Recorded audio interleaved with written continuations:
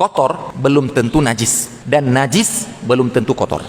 Kenapa anak membawakan seperti ini? Coba antum perhatikan lantai ataupun tangga-tangga masjid. Apa tulisannya? Batas suci. Apa maksud tulisan batas suci itu? Yang antum pahami dari tulisan yang ada di masjid itu apa maksudnya? Maksudnya jangan naikkan sendal ke atas itu, ya kan? Itu yang antum pahami kan? Tapi benarkah menaikkan sendal ke atas lantai masjid ataupun ke atas tangga masjid berarti membuat lantai masjid itu najis? Karena lawan suci apa? Najis. Lawan bersih kotor. Jangan dibalik-balik. Jangan bilang lawan suci kotor. Enggak, lawan suci itu najis. Lawan bersih baru kotor. Jadi kalau ditulis batas suci, berarti sebenarnya enggak boleh menaikkan najis. Berarti yang bukan najis boleh walaupun kotor, ya kan? Seharusnya seperti itu. Tapi kalau antum naikkan sendal dan ada tanahnya, antum akan dimarahin. Kenapa? Kamu nggak lihat itu batas suci? Coba antum jawab. Lihat. Ini kan suci. Debat fikih sama takmir masjid nanti. Apalagi kalau takmir masjidnya nggak paham fikih. Jadi kayak kita berdebat dengan orang nggak paham, kan kita yang salah sebenarnya.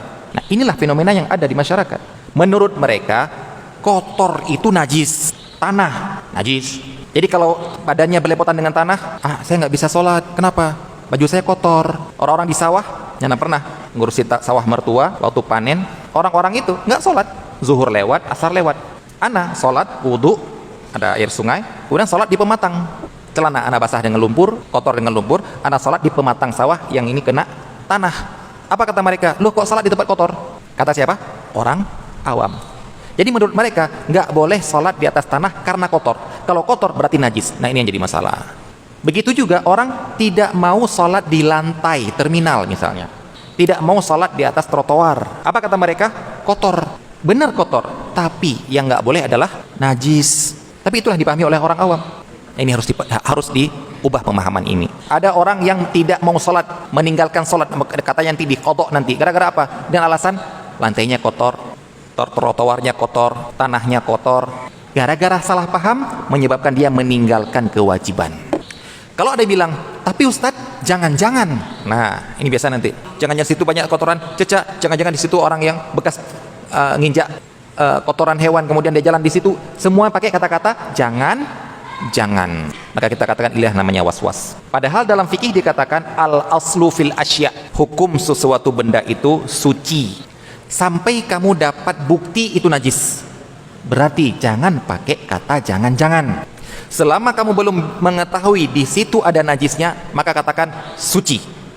Nggak boleh tuh bilang, tapi jangan-jangan, ini was-was. Dan was-was seperti ini tidak disukai oleh ulama. Umar bin Khattab pernah berjalan dengan para sahabatnya, kemudian melewati sebuah telaga, air yang tergenang, mau wudhu di situ, mau menggunakan air itu. Ada orang di antara sahabat Umar, para rombongan, seperti orang was-was gitu, dia ingin tanya ke orang sekitar, kayak rasa kita, Pak, ini air ini pernah didatangi oleh hewan-hewan untuk minum di situ nggak? Kata Umar bin Khattab, jangan jawab. Bayangkan, jangan jawab. Biarlah kita lihat apa adanya. Airnya bersih, nggak ada najisnya di dalam, kita gunakan. Apakah tadi datang hewan mandi di situ, datang ini? Jangan jawab. Ini menunjukkan apa? Pakai kaidah al-aslu. Nggak usah diotak-atik. Jangan. Sudah, antum melihat tidak ada najisnya, walaupun kotor tanah, sholat di situ nggak apa-apa. Baik. Jadi kalau antum di terminal, mau sholat jauh di sana, padahal antum busnya di sini, mau sebentar lagi mau berangkat, langsung sholat di sini, nggak apa-apa. Antum di stasiun, antum perkirakan stasiun Probolinggo akan berhenti sekitar 10 menit. Berhenti, langsung antum keluar ke samping rel, di semen itu, lantai semen yang kasar itu, langsung sholat di situ menghadap kiblat, tidak harus datang ke musola. Orang lain akan mengatakan, kok sholat di tempat kotor, biarin. Mereka orang yang tidak paham fikih. Mereka orang yang masih mengira setiap kotor itu adalah najis. Sedangkan kita sudah memahami fikih, najis itu ada tersendiri.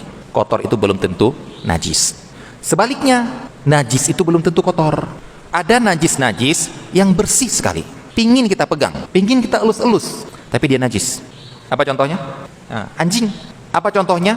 Bangkai-bangkai yang dibekukan, yang dimumikan. Harimau Sumatera dimesiumkan, burung cendrawasih dimesiumkan. Itu antum pegang, antum elus, najis, tapi dia nggak kotor.